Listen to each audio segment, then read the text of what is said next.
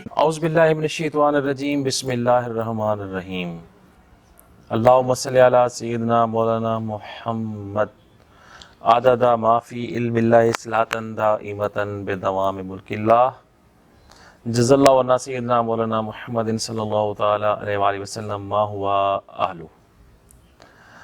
آج کی اصل بات کے ساتھ آپ کا میزبان حاضر خدمت ہے۔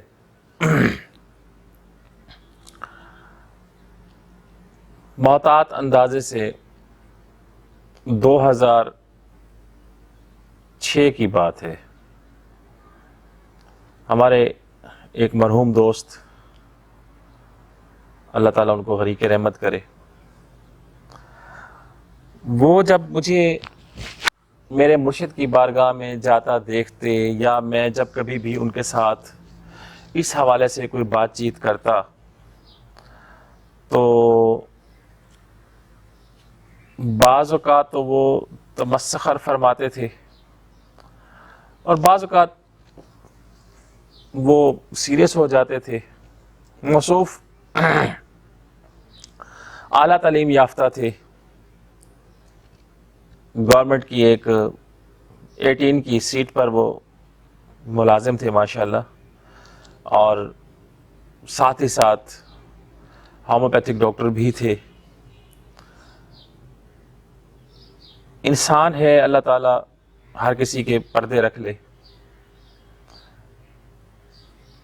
اعلیٰ صفات کے حامل شخصیت میرا وہ دوست، پتہ نہیں اس کو کیا ہوا تھا، کسی بھی وجہ سے وہ صحبت کا شکار ہوا اور ڈرنک جیسی لت میں وہ پڑ گیا۔ تو ایک دن ڈرنک حالت میں وہ میرے پاس آئے اور مجھے کہتے ہیں کہ یہ تم نے کیا تماشا بنا رکھا ہے، سر پہ ٹوپی ہے، منہ پہ داڑھی ہے اور اس قسم کے تم کپڑے پہنتے ہو، اور یہ کیا پیر اور فقیر اور مرشد ہر وقت تم کہتے رہتے ہو، آج لے چلو مجھے بھی اس کے پاس، دیکھتے ہیں کیسا ہے تمہارا پیر۔ تو خدا کا کرنا ایسا ہوا کہ میں نے بھی دیر نہ کی اور انہی کی گاڑی میں ہم حضرت جی کی بارگاہ میں روانہ ہو گئے۔ اب جو مزیدار بات ہے وہ یہ ہے کہ ہمارے ساتھ 2 ساتھی اور بھی تھے، اور آپ یقین کریں کہ دوران سفر بھی اس نے دوبارہ سے ڈرنک کیا، نشے کی حالت میں وہ ہمارے ساتھ جا رہا ہے، اور میں اس نیت سے لے کر جا رہا تھا کہ اللہ تعالیٰ کی بارگاہ سے اس بندے کے لیے ہدایت کی دعا کروائیں گے۔ ایک بات میں یہاں عرض کرتا چلوں کہ وہ صاحب بائی برتھ یوں کہہ لیں کہ چائے سے شوق نہیں فرماتے تھے، چائے نہیں پیتے تھے، بالکل بھی چائے نہیں پیتے تھے۔ تو ہمارے حضرت جی کے آستانے پر معمول میں جو لنگر ہوتا تھا وہ چائے کا ہی ہوتا تھا۔ تو پہنچ گئے ہم وہاں، ملے سب، وہ صاحب بھی جھک کے ملے، بڑے ادب سے ملے، کوئی گستاخی نہیں کی، کوئی غلطی نہیں کی۔ تو میں عرض یہ کر رہا تھا کہ ہم وہاں پہنچے حضرت جی کے پاس اور ملاقات ہوئی، بڑے ادب و احترام کے ساتھ وہ ملے۔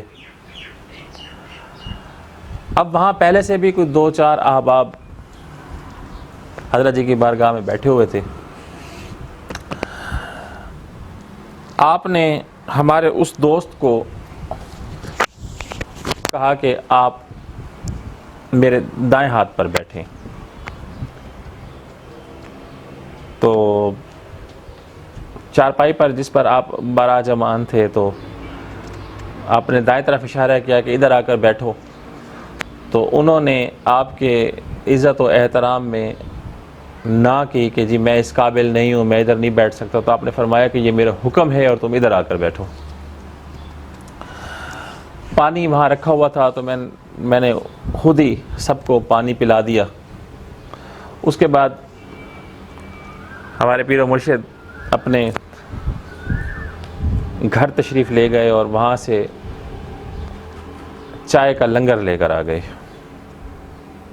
ہمارے آستانہ شریف کی یہ خوبیوں میں سے ایک یہ خوبی ہے کہ وہاں کوئی نوکر چاکر والا نظام نہیں ہے، سادہ ماحول ہے،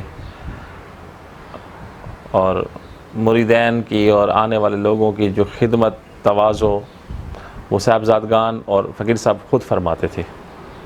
تو اتفاق سے اس دن گھر میں کوئی نہیں ہوگا اور صاحبزادہ، تو آپ پھر خود تشریف لے گئے اور ایک بڑی سی چائے کی چینک بھری ہوئی اور کپ لے کر آ گئی، اور مجھے آپ سرکار نے حکم فرمایا کہ لنگر سرو کر دو سب کو.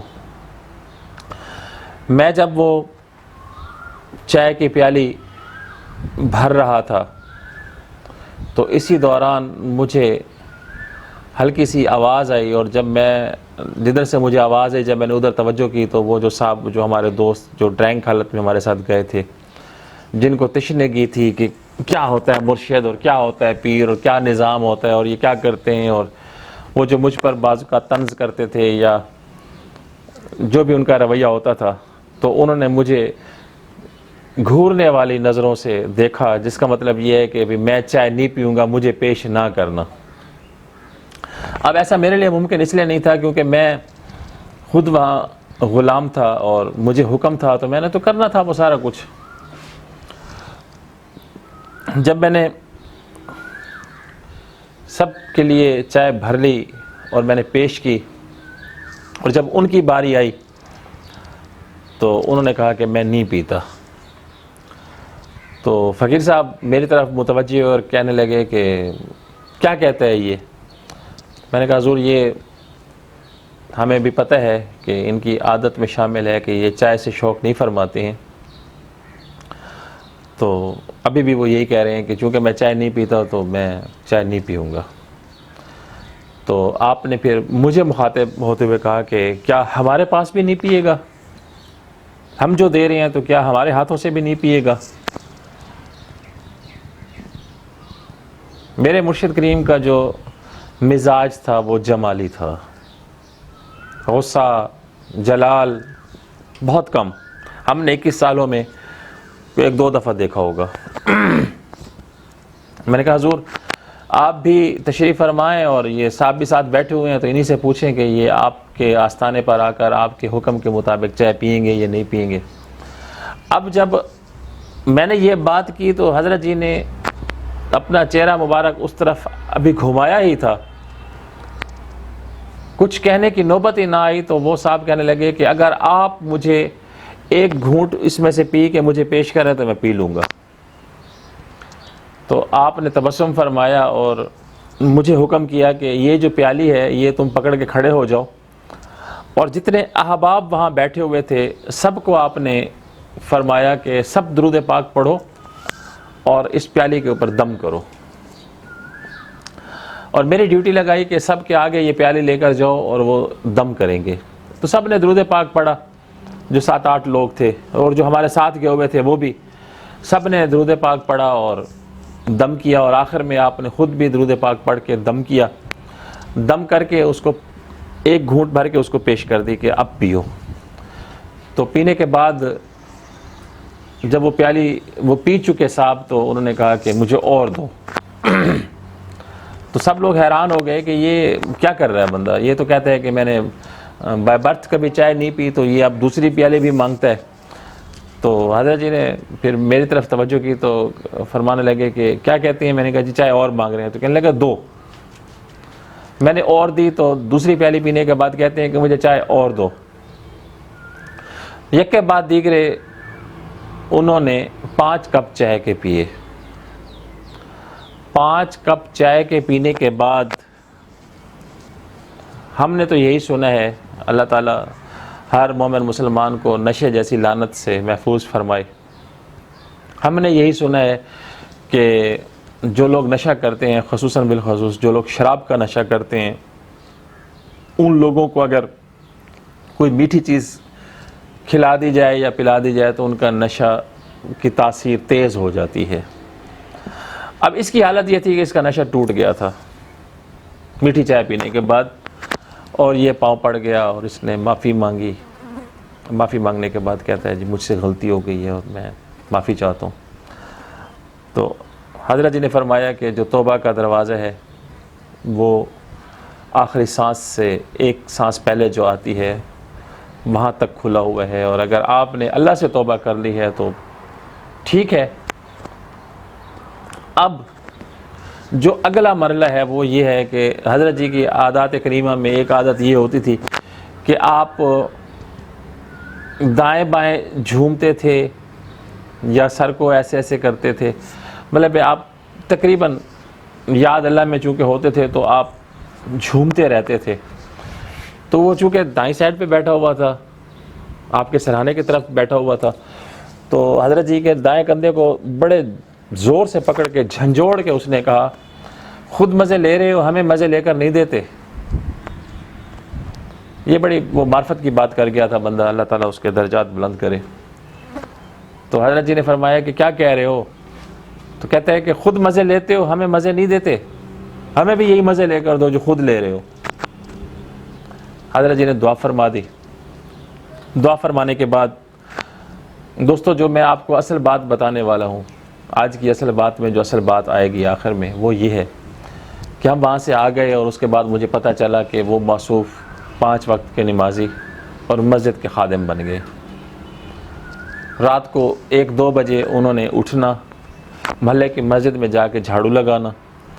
ان کی محلے کی مسجد میں واٹر پمپ نہیں لگا ہوا تھا، صرف ہینڈ پمپ لگا ہوا تھا، نلکا لگا ہوا تھا، تو انہوں نے نلکے کے ساتھ ٹینکی کو بھر دینا تاکہ نمازی آئیں گے تو ان کے لیے پانی کا بندوبست ہو، اور ان کے نمازیوں کے فجر کی نماز سے آنے سے پہلے پہلے جھاڑو دے کر رکھنا، پانی بھر کر رکھنا، اذان دینا، یہ ان کی عادات بن گئی تھیں۔ جہاں سے تو بندے کی تقدیر بدل گئی اس بندے کی، لیکن اب جو بات اصل بات جو میں آپ کو بتانا چاہتا ہوں وہ کیا ہے؟ وہ یہ ہے کہ آج سے 40 سال پہلے اگر ہم بات کریں تو مسجدوں میں جو رونق ہوتی تھی وہ بچوں سے ہوتی تھی۔ بچے مسجد میں جا کے قرآن پاک پڑھتے تھے، بچے مسجد کی صفیں صاف کرتے تھے، مسجد کو مطلب غسل دیتے تھے۔ رمضان شریف کے مہینے میں مسجدوں میں افطاریاں ہوتی تھیں تو بچے ساتھ ہوتے تھے۔